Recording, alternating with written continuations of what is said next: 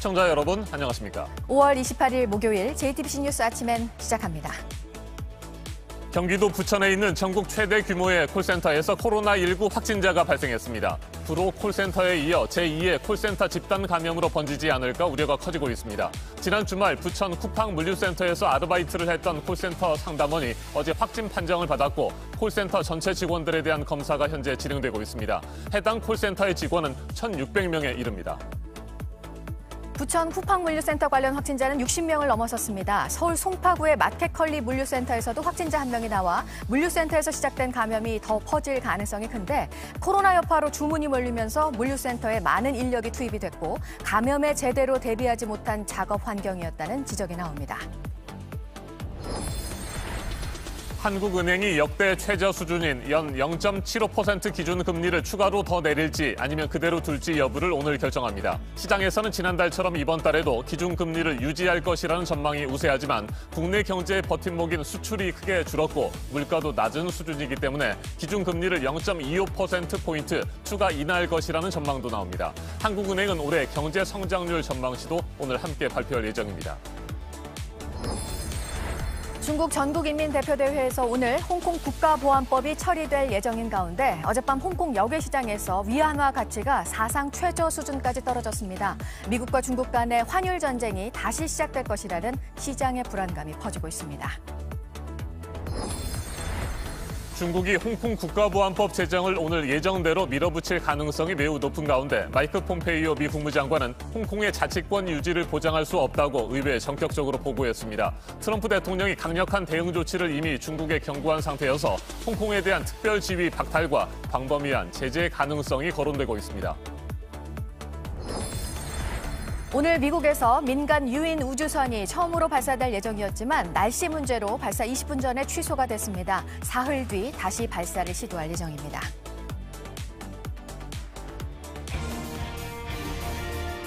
경기도 부천 쿠팡 물류센터의 코로나19 집단 감염이 전국 최대 규모의 콜센터로 번지고 있습니다. 부천 유베이스 타워 건물에서 일하는 콜센터 직원이 확진 판정을 받았는데 쿠팡 물류센터에서도 아르바이트를 했던 것으로 확인됐습니다. 같은 콜센터의 직원은 1,600명에 이릅니다. 구로 콜센터에 이은 제2의 콜센터 집단 감염에 대한 우려가 커지고 있습니다. 네, 지금 보면 쿠팡 물류센터 집단 감염은 이태원과 연관됐을 가능성이 있는 것으로 파악이 되고 있고요. 이 물류센터발 감염이 학교나 어린이집 같은 곳으로도 퍼지고 있는데 이런 대형 콜센터로까지도 감염이 이어진 상황입니다. 신규 확진자 40명이라는 거의 50일 만에 가장 많은 숫자가 나왔고 특히 지금 아이들 등교가 차차 이뤄지고 있는 시점이라서 걱정이 큽니다. 먼저 강버들 기자가 보도합니다. 어제 하루 경기도 부천시에서 코로나19 확진자가 15명 늘었습니다. 모두 쿠팡 물류센터 관련 사례입니다. 그런데 이 중 1명이 부천의 유베이스 콜센터 직원으로 확인됐습니다.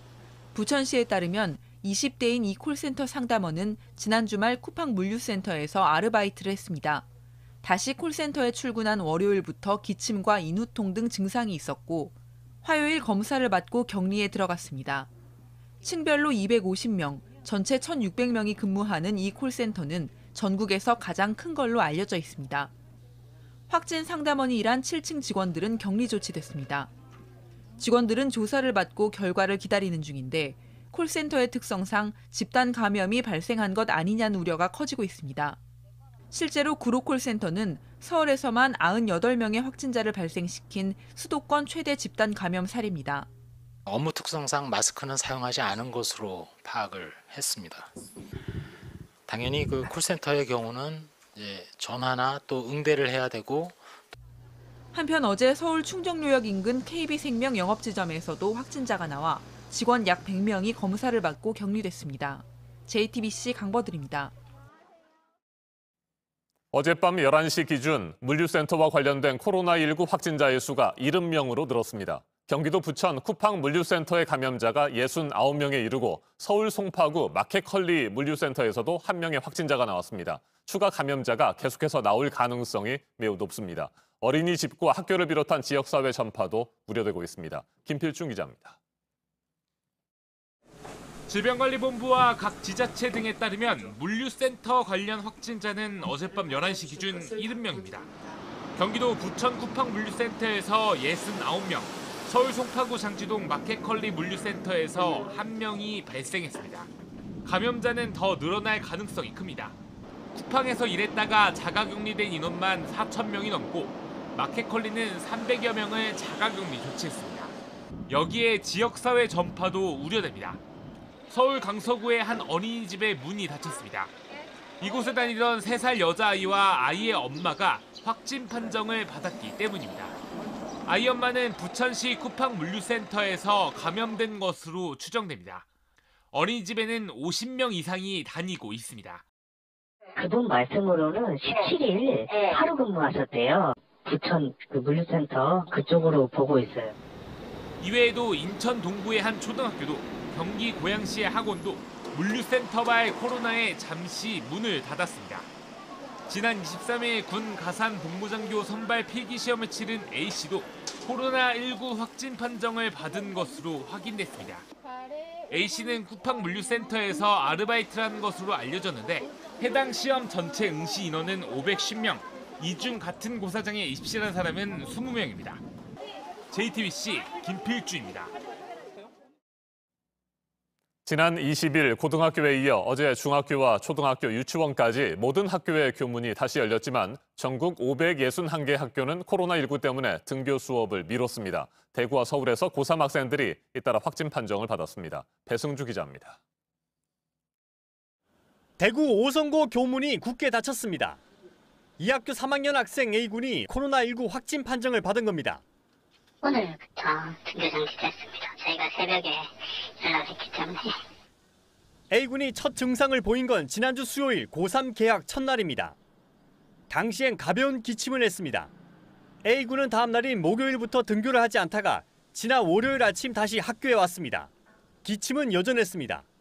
결국 담임교사가 A군을 당일 바로 집으로 돌려보냈고 코로나 검사 결과 양성 판정을 받았습니다. 방역당국은 학교를 폐쇄하고 학교 안에 선별진료소를 열었습니다. 밀접 접촉자로 분류된 같은 반 학생 23명과 교사 등 34명을 진단검사했습니다. 5월 20일 날 등교를 한 날에 이제 학생들이 다 이제 접촉을 했으니까. A군이 나흘간 등교를 하지 않았을 때 다른 학교에 다니는 친구 8명을 당구장에서 만난 사실도 확인했습니다. 교육당국은 이 학생들이 다니는 5개 고등학교의 등교를 중단시키고 원격 수업으로 돌렸습니다. 서울 강동구 상일미디어고 3학년 학생도 어제 확진돼 학교 측이 수업을 중단하고 학생들을 모두 집으로 돌려보냈습니다. 경기 부천과 경북 구미에서도 확진자가 빠르게 늘어 등교가 미뤄졌습니다. 교육부는 어제 전국 561개 학교가 등교 수업을 미뤘다고 밝혔습니다. JTBC 배승주입니다.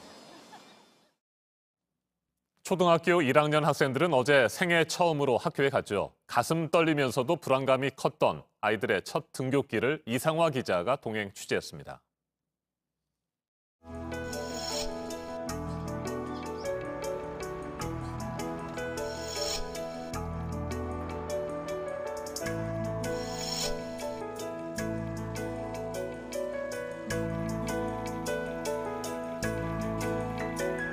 초등학교 1학년 5월에 맞은 생애 첫 등교입니다. 너무 신났어요. 너무 좋아했어요. 친구들도 보고 선생님도 보고. 작은 손에 소독제를 바르고 운동장을 빙 돌아 교실로 향합니다. 건물 안에는 열감지 카메라가 기다립니다.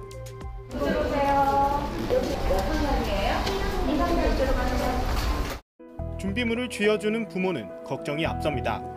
걱정은 되는데 아이가 너무 학교를 가고 싶어 하고 참 복잡합니다. 얘기했어요. 절대 마스크는 벗으면 안 되고 아는 친구 만나도 손잡고는 하지 말고 마스크 꼭 쓰고 있어라. 이렇게. 확진자가 나온 지역은 불안감이 더 큽니다. 너무 기쁘기도 한데 이렇게 근처에 다시 또 이렇게 확진자가 나오고 있는 상황이라 걱정도 많이 되는 편이에요.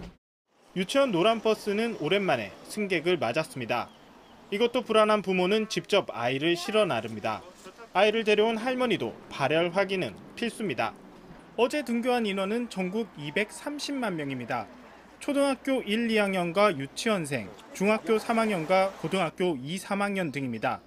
다음 주 수요일엔 나머지 학생들의 등교 개학이 이어집니다. JTBC 이상화입니다.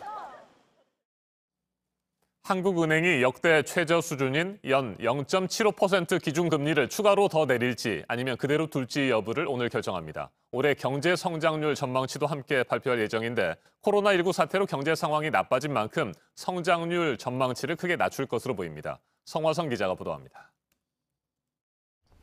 한국은행은 오늘 오전 금융통화위원회를 열고 기준금리를 결정합니다.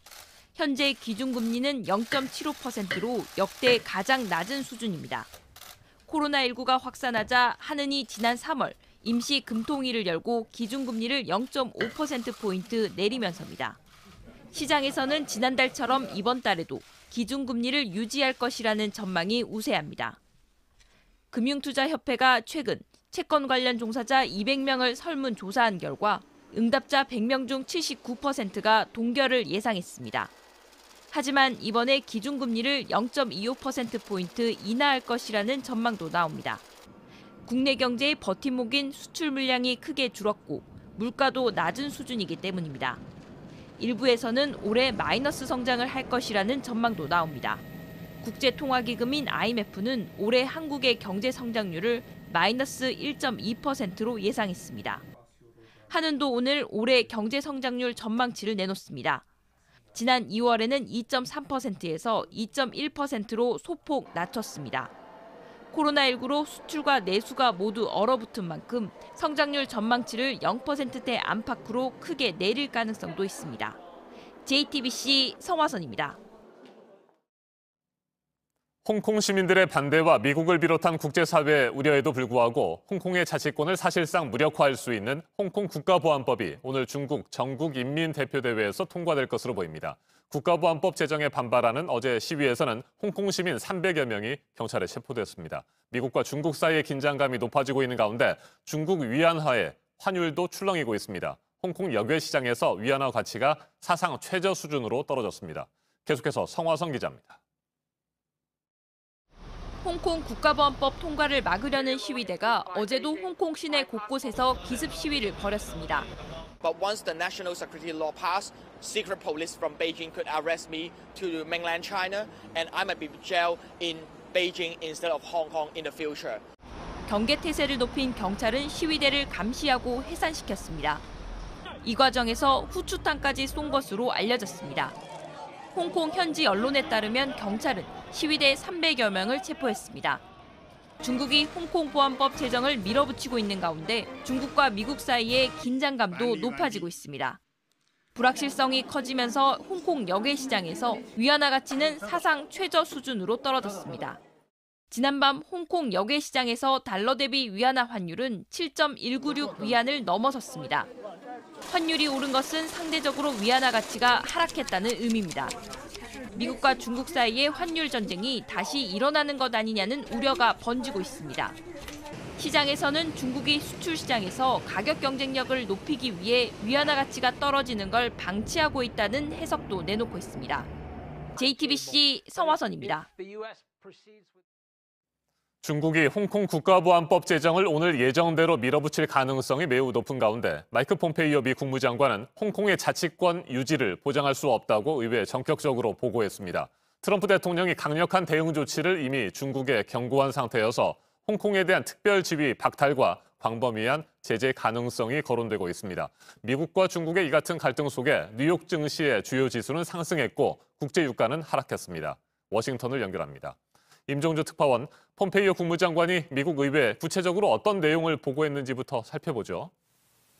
네, 폼페이오 미 국무장관은 사실에 근거해 볼 때 홍콩이 중국으로부터 더 이상 고도의 자치를 유지할 수 없다는 결론을 내렸다고 밝혔습니다. 이를 의회에 보고했다고 공개했습니다. 이런 판단에 따라 홍콩이 미국법의 대우를 계속받는 것, 이른바 특별 지위를 보장하지 않겠다는 내용도 보고했다고 덧붙였습니다. 자, 그렇다면 폼페이오 국무장관의 이 같은 보고에 따라 후속 조치가 앞으로 어떻게 이루어질지 궁금해집니다. 네, 국무장관의 보고는 지난해 미 의회에서 통과된 홍콩 인권법에 따른 것입니다. 홍콩 인권법에는 국무장관의 연례 보고에 따라 자치권을 침해하거나 인권을 유린한 공무원 등을 제재하는 규정도 있습니다. 이런 제재나 관세, 금융거래 등에서의 특별지위 박탈 등은 미 대통령이 행정명령으로 결정할 수 있게 되어 있습니다. 네, 결국 트럼프 대통령의 최종 결정이 매우 중요할 것으로 보이는데 혹시 이번 주 안에 무엇인가 중국을 겨냥한 강력한 조치가 나올까요? 네, 트럼프 대통령은 하루 전 브리핑에서 중국이 홍콩 보안법 제정을 추진할 경우 어떻게 대응할 것이냐는 물음에 이번 주 안에 구체적인 내용을 내놓겠다는 뜻을 밝혔습니다. 트럼프 대통령의 말입니다. Does that include sanctions, No, or does that? It's something you're going to be hearing about before the end of the week, very powerfully, I think. 네, 중국도 미국의 이 같은 압박을 내정 간섭으로 현재 규정하고 있지 않습니까? 맞대응하겠죠? 네, 중국은 자오리젠 외교부 대변인을 통해 외부 세력이 홍콩 문제에 개입할 경우 필요한 조치를 취하겠다고 맞받았습니다. 미국의 압박을 내정 간섭으로 규정한 것입니다. 중국은 우리 시간으로 오늘 오후에 전국 인민대표대회에서 홍콩 국가보안법 초안을 표결 처리할 예정입니다. 전인대 표결에서 부결된 전례가 없어서 통과는 기정사실로 받아들여지고 있습니다.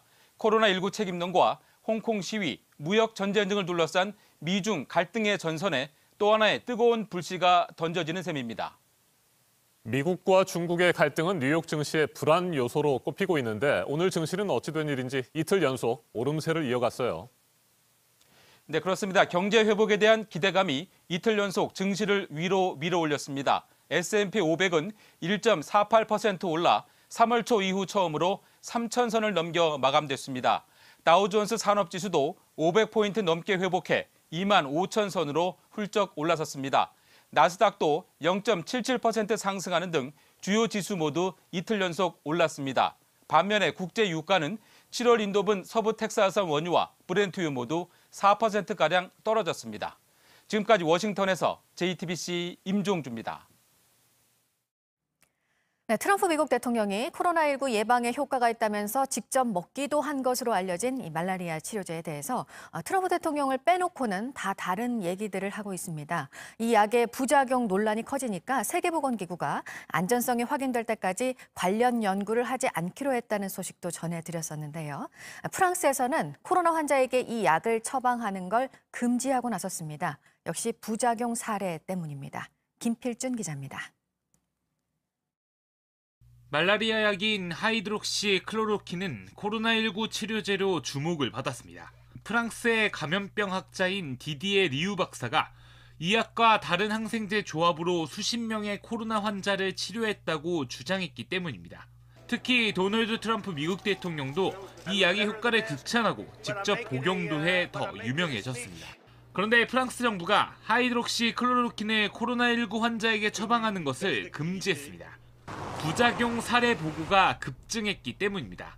앞서 영국의 국제의학학술지 랜싯은 이 약을 먹은 코로나19 환자의 사망 위험도가 오히려 37% 증가했고 심각한 심장 부정맥 위험도 137% 커졌다고 발표했습니다. 이에 따라 WH도 하이드록시 클로로킨이 코로나19 치료제로서 안정성이 확인될 때까지 관련 연구를 중단한다고 선언했습니다. 다만 이번 우려는 코로나19와 관련이 있다며 말라리아 치료제로선 안전한 것으로 받아들여진다는 점을 강조했습니다. JTBC 김필주입니다. 중국 편을 드는 세계보건기구에 대해서 자금 지원을 중단하겠다는 게 미국 쪽 입장이었죠. 이런 압박을 받고 있는 상황에서 WHO가 재단을 하나 만들었는데 자금 지원을 하는 역할을 합니다. 현재 미국 정부가 겪고 있는 자금과 관련된 갈등과는 관련이 없다는 입장도 밝혔습니다. 박지윤 기자입니다. 테워드 로스 WHO 사무총장이 새로운 기부금 조성을 위해서 WHO 재단을 설립했다고 발표했습니다. It gives us enormous pleasure to launch it officially, to launch the WHO Foundation. 테워드 로스 사무총장은 WHO 예산의 20%는 회원국들의 기여금이고 80%는 특정 프로그램에 사용해야만 하는 기부금이라면서 이는 WHO가 예산의 80%에 대해선 재량권이 없다는 것을 의미한다며 변화의 필요성을 강조했습니다. For WHO to fulfill its mission and mandate, there is a clear need to broaden our donor base and to improve both the quantity and quality of funding we receive, meaning more flexible funding. WHO 재단의 초대 이사장은 토마스 체이트너 전 스위스 연방 공중보건청장이 맡기로 했습니다. WHO deserves a strong, independent external advocate who can support and strengthen its impact on in the global health ecosystem. And this foundation will do just that. 지난 18일 트럼프 대통령은 WHO가 중국 편을 든다면서 미국의 자금 지원을 영구적으로 중단한다는 경고서한을 WHO에 보낸 바 있습니다.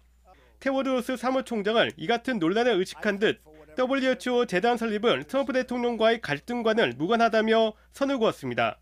It has nothing to do with the recent funding issues. JTBC 박지윤입니다. 네, 아파트 경비원 고 최희석 씨에게 폭행과 폭언을 한 혐의를 받는 아파트 입주민은 이제 검찰로 넘겨진 상황입니다. 각종 갑질을 겪고 있는 경비 노동자들이 이를 신고할 수 있도록 경찰이 이번 주부터 특별 신고 기간도 운영을 하고 있는데요. 언제 해고를 당할지 모르는 불안감 속에 경비 노동자들이 하루 종일 매달리고 있는 일, 우리는 잘 알고 있습니다. 고 최희석 씨가 일을 하는 동안 써온 업무 일지에도 고스란히 드러나 있습니다. 먼저 박준우 기자입니다.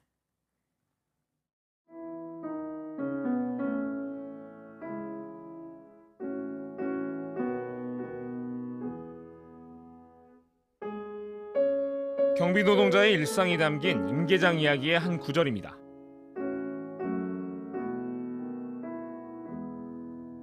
입주민의 폭행으로 목숨을 끊은 경비원 최희석 씨의 일상도 다르지 않았습니다. 경비 일지를 빼곡히 채운 업무들.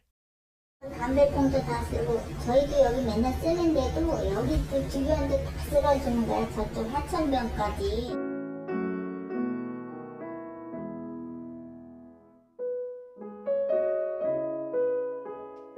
24시간 내내 근무를 해야 하는 최 씨에게 주어진 휴게 시간은 총 10시간. 식사 시간과 잠자는 시간까지 포함해서입니다. 그마저도 최 씨가 가로등을 확인하거나 작업한 시각과 겹칩니다. 너무 좁고 연약해도 그냥 견딜 수 있다고, 그거 못 견디면 어떻게 일을 했냐고 그래가면서 나하고 많은 얘기를 했습니다.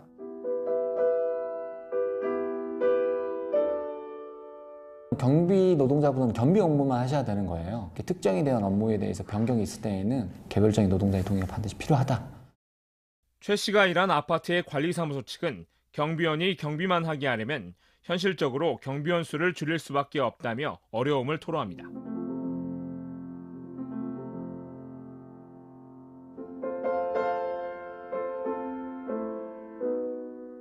JTBC 박준우입니다. 네, 조금 전에도 말씀드렸지만 해고의 공포가 이들에게는 늘 있습니다. 고 최희석 씨가 일했던 아파트의 취업 규칙에도 해고를 할 수 있는 이유들이 나와 있는데요. 갑질에 대항할 수 없도록 만든 부분도 있습니다. 고 최희석 씨가 겪은 일만이 아닙니다. 이혜원 기자입니다. 경비 노동자 최희석 씨는 철저한 의리였습니다. 해고의 가능성이 늘 따라다녔습니다. 입주자 대표회의가 요청하거나 3번 이상 경고하면 해고될 수 있었습니다. 최 씨가 작성한 경비일지 지시사항에 가장 많이 써있는 말, 주민께 친절히 봉사, 인사 철저입니다. 취업 규칙은 이런 지시사항을 위반할 경우 해고 사유로 규정했습니다. 경비가 무슨 죄가 있습니까? 이럴 때마다 경비를 갈면 흠화살 만들어 있어요. 취업 규칙을 심사할 때 한 번씩 걸러져야 되는 부분이거든요. 근데 고용노동부가 그런 부분에 대해서도 세심하게 좀 살펴볼 필요성이 있습니다. 헌법이 보장한 집회와 시위의 자유, 불가능했습니다. 관리사무소 승낙이 필요하고 집단 행동 역시 원천적으로 차단됐습니다. 뭔 얘기를 합니까 우리가 경비가. 저희가 아예 모르게 제일 참한 거. 경비는 그 정도 하는 거예요. 노동자의 권리 보호를 위한 조항은 없었습니다. 직무를 변경하거나 정원을 조정할 때 경비원들의 동의나 의견을 물을 필요도 없었습니다. 최 씨가 근무한 곳의 문제만이 아닙니다. 그래서 이런 조항이 관행적으로 경비직 분들의 취업 규칙에 들어가 있고 그것이 입주민들에 대한 갑질 문제를 제대로 문제 제기할 수 없게 만드는 하나의 요인으로 작용하고 있다. 고 최희석 씨 유족은 오늘 기자회견을 열고 최 씨에 대한 산업재해 보상을 신청할 예정입니다. JTBC 이혜원입니다. 네, 이제 검찰로 넘겨진 입주민 신모 씨. 고 최희석 씨가 이 입주민과 갈등을 겪었던 이 주차 문제가 지난해부터 최 씨의 경비 일지에 적혀 있었습니다. 이미 오래전부터 심 씨와의 갈등이 시작된 정황입니다. 이 소식은 하혜빈 기자가 전합니다. 고 최희석 씨를 죽음으로 내몬 주차 문제는 5개월 전에도 있었습니다. 지난해 12월 최 씨는 경비 일지에 폭행 가해자 심 씨의 주차 문제를 2번 기록했습니다. 12월 5일엔 브레이크 잠김, 12월 7일엔 주차 문제로 민원, 차 관리, 견인 조치하라고 함이라고 적었습니다. 그런데 실제로는 민원이 더 있었던 정황도 담겼습니다. 12월 5일 일지에 3일과 5일, 그리고 일요일 민원 7에서 8건이 적혔습니다. 일요일은 12월 1일이었습니다. 기록대로면 12월 1일부터 7일까지 4번의 민원이 있었고 주민들의 민원도 여러 번 있었던 셈입니다. 경비 일지엔 심 씨와 관련된 내용이 이로부터 10달 전인 지난해 2월에도 2차례 등장합니다. 심 씨 어머니가 아들 문제로 신고해 경찰이 출동했다고 돼 있습니다. 출동 시각과 순찰차에 대한 상세한 기록도 남겨뒀습니다. 이 때문에 최 씨 유족은 심 씨의 가족 문제가 갈등의 출발점이라고 주장했습니다. 오셔서 도와달라고 그랬답니다. 동생한테 몰래 숨겨주는 것을 본 거죠. 내 동생한테 이제 막 뭐라고 그러면서. 당시 심 씨는 관련 사건으로 처벌을 받았습니다. JTBC 하혜빈입니다. 네, 지금 경기도 부천 쿠팡 물류센터 그리고 서울 송파구 마켓컬리 물류센터, 이 물류센터에서 시작된 코로나 감염이 또 어디까지 번질지 우려가 상당히 큰 상황입니다. 확진자가 접촉을 한 센터 내 직원뿐만 아니라 외부 동선에 따른 접촉자들 지금 검사가 진행이 되고 있는데요. 부천 물류센터의 한 확진자가 노량진 수산시장의 식당을 방문한 동선이 파악이 됐습니다. 보도국 연결해서 알아보겠습니다. 이재승 기자, 방문 날짜가 언제였습니까? 네, 서울 동작구는 신림동에 사는 30대 남성이 지난 21일 오후 6시 40분부터 2시간가량 서울 노량진 수산시장을 방문했다고 밝혔습니다. 이 남성은 집단 감염이 발생한 부천시 쿠팡 물류센터에서 지난 16일부터 닷새 동안 근무를 했고 26일에 양성 판정을 받았습니다. 동작구는 지난 21일 오후에 노량진 시장 2층에 해당 식당을 방문한 사람들에게 외출을 자제하고 또 진단검사를 받도록 권고했습니다. 증상이 없더라도 동작구 보건소에서 무료로 검사를 받을 수 있습니다. 이어서 이 코로나19 여파로 연기된 한국과 중국의 2020 도쿄올림픽 여자축구 플레이오프 경기가 내년 2월에 치러진다는 소식입니다. 아시아축구연맹은 홈페이지를 통해서 여자축구 플레이오프 1, 2차전 일정을 2021년 2월 19일과 24일로 확정했다고 발표했습니다. 이번 플레이오프에서 한국이 중국을 물리치면 한국 여자축구는 역대 처음으로 올림픽 무대를 밟게 됩니다. 네, 국제유가가 오늘 또 큰 폭으로 하락을 했습니다. 원유 감산 협의가 러시아와 사우디 간에 있었다고요? 네, 그렇습니다. 러시아 크렘린궁은 현지 시간 27일에 언론 보도문을 통해서 이 푸틴 대통령과 빈 살만 사우디 왕세자 간 통화 사실을 확인했습니다. 두 사람은 지난 4월 오펙 플러스의 감산 합의를 이행하는 데 공감한 것으로 알려졌습니다. 오펙 플러스는 석유 수출국 기구 오펙 회원국과 러시아 등 비오펙 10개 산유국의 협의체인데요. 앞서 오펙 플러스가 지난달 12일에 감산에 합의한 뒤 이 두 사람이 전화 통화를 통해서 실제적 협력을 다짐한 겁니다. 하지만 코로나19 사태로 인해서 석유 수출은 크게 줄어들고 있고 또 미중 무역 갈등으로 국제유가는 좀처럼 회복하지 못하고 있는 상황입니다. 끝으로 미국의 첫 민간 유인 우주선 발사가 기상 악화로 연기됐다는 소식입니다. 애초 우리 시간으로 오늘 아침 5시 33분에 플로리다주 케네디 우주센터에서 발사가 예정돼 있었는데요. 기상 악화로 발사가 연기되면서 2차 발사 시도는 오는 30일 진행될 예정입니다. 이 밖에 새로운 소식은 8시 이후에 다시 연결해서 전해드리겠습니다. 지금까지 아침 현지금 JTBC 이재승입니다.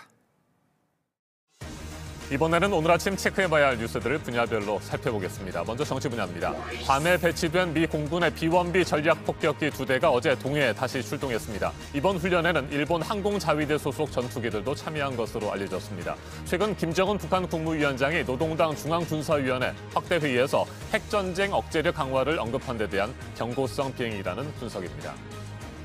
지난해 국회 패스트트랙 처리 과정에서 이루어졌던 사법개혁특별위원회 위원 사보임 과정이 정당했다는 헌법재판소의 판단이 나왔습니다. 오신환 미래통합당 의원이 문희상 국회의장을 상대로 낸 권한쟁의 사건에 대해 헌법재판소는 사보임 행위가 오 의원의 법률안 심의 표결권을 침해하지 않는다고 판단했습니다.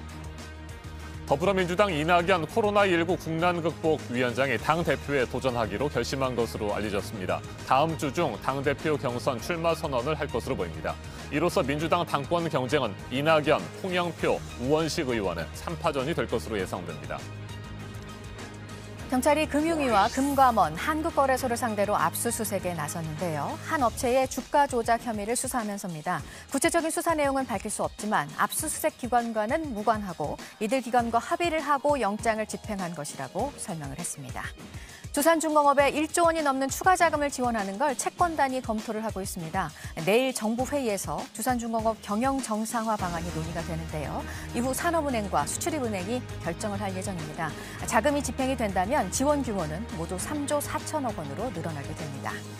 코로나 여파로 해외 수출이 어려워진 현대기아차 생산 라인이 더 멈춰섭니다. 울산 공장 일부가 다음 달에 가동을 중단하고 기아차 소하리 공장도 다음 달부터 부분적으로 휴업에 들어갈 예정입니다.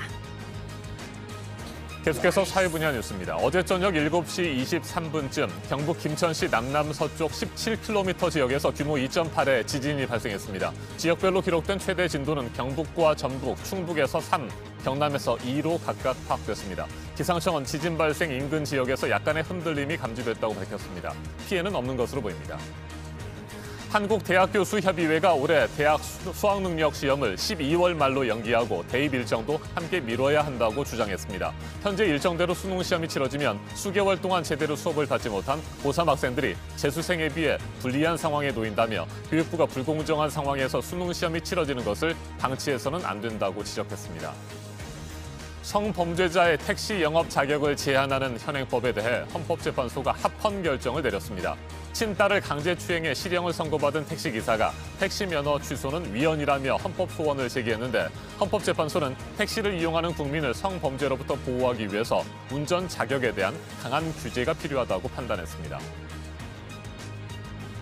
한 차례 연기됐던 전주국제영화제가 오늘 시작됩니다. 열흘 동안 관객 없이 온라인 영화제로 진행이 됩니다.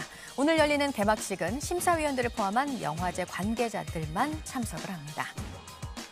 대구에서도 문화행사들이 다시 시작이 되는 모습인데요. 대구문화예술회관이 매주 수요일마다 여는 공연이 어제 열렸습니다. 인원을 통제하기 위해서 사전 예약제를 실시하고 있습니다. 원정 도박 혐의로 집행유예를 선고받은 가수 슈가 도박 빚 관련 민사소송에서도 패소를 했습니다. 3억 4천여만 원을 빌려줬는데 돌려받지 못했다며 박모 씨가 낸 소송에서 재판부가 박 씨의 손을 들어줬습니다. 네, 문재인 대통령이 오늘 새로 선출된 민주당 김태년, 통합당 주호영 원내대표를 청와대로 초청해서 오찬을 함께합니다. 코로나 위기 극복을 위한 초당적 협력, 또 3차 추경안 등의 신속한 국회 처리를 당부할 것으로 보입니다. 네, 오늘 중국에서 홍콩 보안법이 처리가 되면 미중 간의 갈등이 격화될 것으로 보이고 이런 상황에서 우리 정부가 외교 전략을 논의하는 회의를 합니다.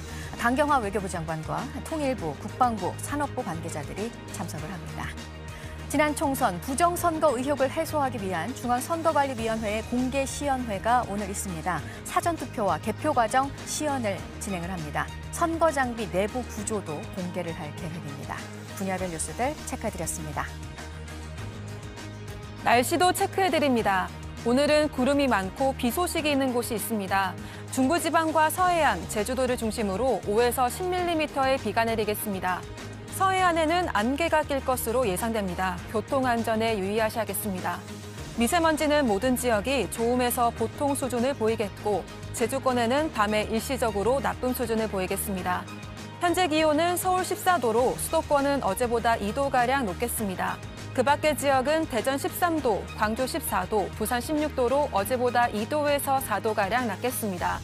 낮 최고 기온은 서울 22도, 대전 24도, 광주 25도, 대구 28도로 어제보다 2도에서 3도가량 낮겠습니다.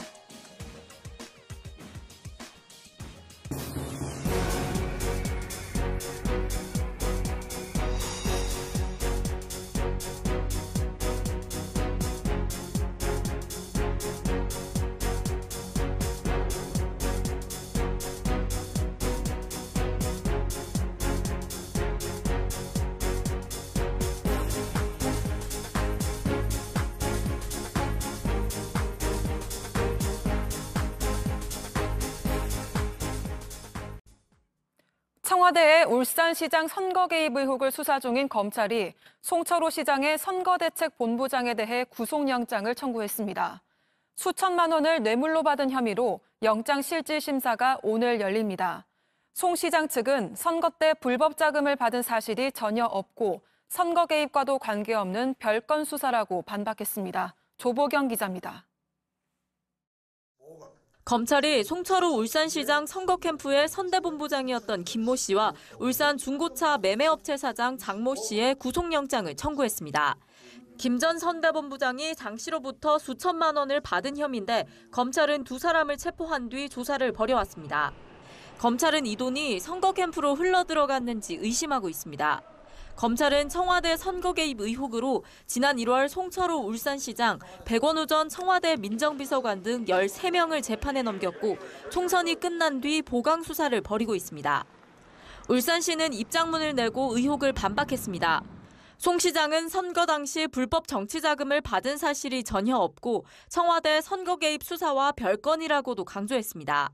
김 전 선대본부장 측은 한 언론과의 인터뷰에서 동생이 3천만 원을 빌렸지만 개인 채무이고 정치자금으로 쓰이지 않았다며 돈을 받은 시점도 선거 기간이 아닌 지난달이라고 설명했습니다. 김 씨와 장 씨에 대한 영장 실질심사는 오늘 열립니다. JTBC 조보경입니다. 어제 오후 4시 50분쯤 부산 영선동의 한 회전교차로 부근에 있는 세탁소에 70대 A씨가 운전하던 승합차가 돌진했습니다. 세탁소에 있던 50대 여성이 크게 다쳤고 60대 남성은 경상을 입었습니다. 운전자 A씨도 가벼운 부상을 입었는데 음주 상태는 아닌 것으로 확인됐습니다. 경찰은 A씨를 상대로 사고 경위를 조사하고 있습니다. 어제 오후 5시 30분쯤 전라남도 해남군 황산면에 있는 태양광 발전시설에서 불이 났습니다. 불은 4억 6,800여만 원의 재산 피해를 내고 5시간 30분 만에 진화됐습니다. 인명피해는 없었습니다. 불은 에너지 저장 장치인 ESS에서 발생했습니다. 청주지방법원이 지난 4.15 총선 때 충북 지역에 출마했던 윤갑근, 최현호, 경대수 낙선인들이 제기한 투표함 증거보전 신청에 대해 인용 결정을 내렸습니다. 증거보전 신청은 선거 무효 소송 등을 제기하기 위한 증거 확보 차원에서 투표함 등에 대해 보전 신청을 하는 절차입니다. 증거보전을 신청한 3명은 3,000에서 3,300여 표 차이로 석패했습니다.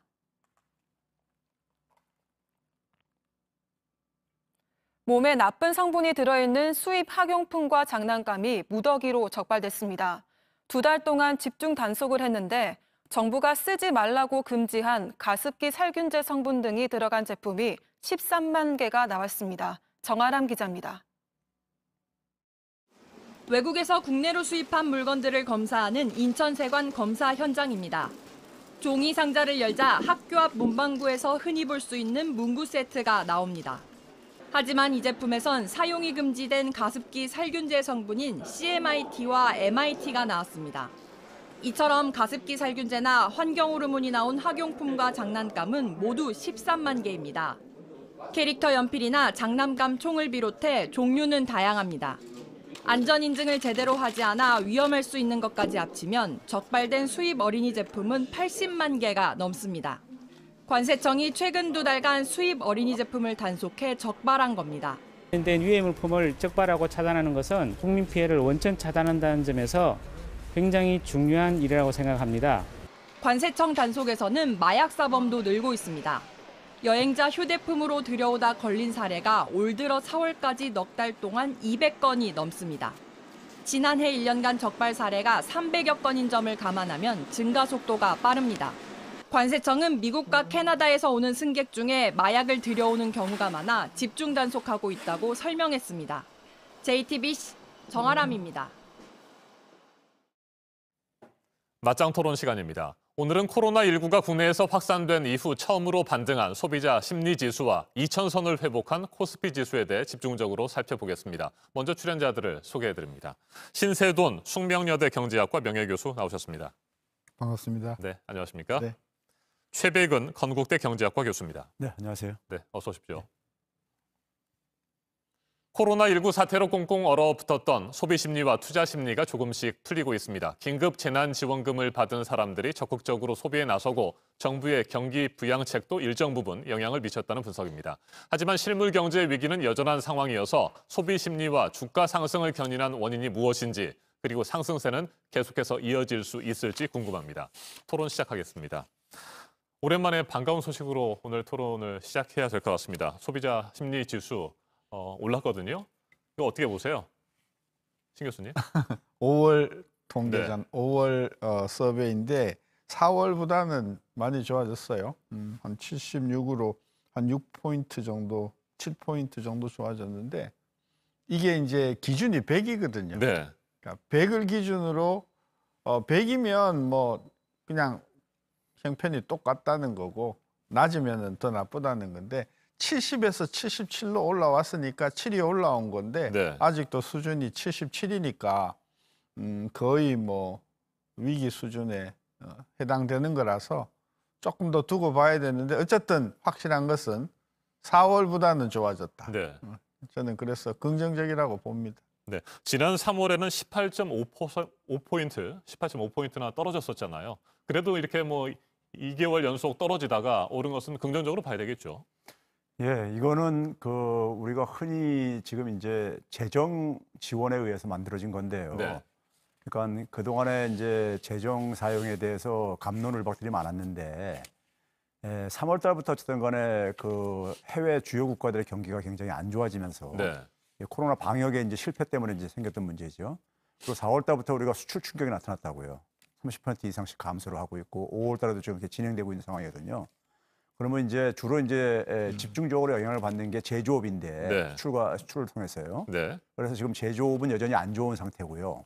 그러면 그러한 부분들이 어쨌든 간에 그 3월 달부터 이렇게 그 크게 이제 하락했던 것이 사실 그런 상황 속에서 결국은 방어할 수 있는 부분이 정부뿐이 없다는 것은 우리가 이론적으로도 얘기했었고 네. 실제 지금 그게 입증이 된 거예요. 5월 달에 이제 그러니까 긴급재난지원금을 줌으로써 지금 이제 신세동 교수님께서 여전히 굉장히 낮은 상황이다. 그건 저도 동의합니다. 아직도 70대에 있으니까요. 100을 기준으로 봤을 때.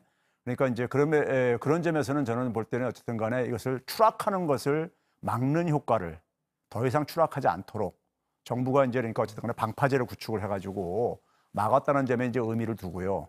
그리고 이제 그럼에도 불구하고 여전히 낮은 수치에 머물고 있다는 얘기는 저는 더 추가적인 그러니까 우리가 좀 부양이 좀 더 필요하다는 것을 보여주고 있는 것이고 재정의 그러니까 사용의 필요성을 사실은 저는 이번에 입증한 거라고 저는 생각합니다. 네.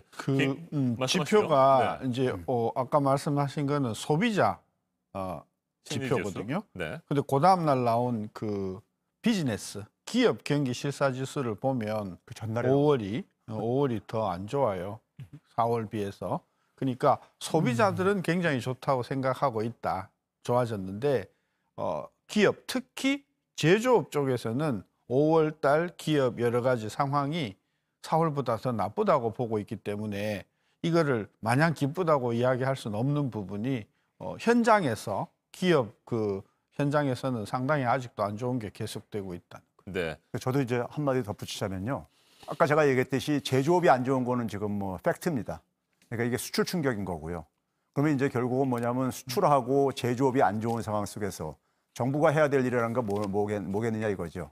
정부가 그러니까 가게가 그러니까 돈 쓸 일도 없는 상황 속에서 재정 투입을 해가지고 그 재정이 그러니까 가게 소비로 연결될 수 있도록 그리고 이제 주로 이제 그게 이제 비제조업 부분에 많이 영향을 미칠 수밖에 없어요. 자영업이라든가 이런 쪽에 혜택을 볼 수밖에 없으니까요. 그리고 이제 제조업에 대해서는 어쨌든 간에 이제 뭐 일자리 유지 이걸 해서 이제 어쨌든 간에 이게 붕괴가 되는 거를 지금 어쨌든 간에 막아야 되고. 네. 근데 이제 제가 생각할 때는 아직도 언발의 오줌 누기 정도로 규모가 너무 작다. 여전히 왜냐하면 소비자 심리 지수도 70대 80 미만에 머무르고 있다는 얘기는 굉장히 그러니까 다소 개선된 거 추락하는 걸 막았을 뿐이지 이게 그러니까 근본적으로 그러니까 소비자 심리가 회복됐다고 보기는 어려운 거거든요. 네. 그렇다면 뭐 이제 장기적으로 소비 심리가 회복되고 우리 경제가 좋아지지 않겠느냐 이런 기대를 갖기에는 이르다 이런 말씀이신가요? 맞습니다. 예. 네. 마찬가지세요?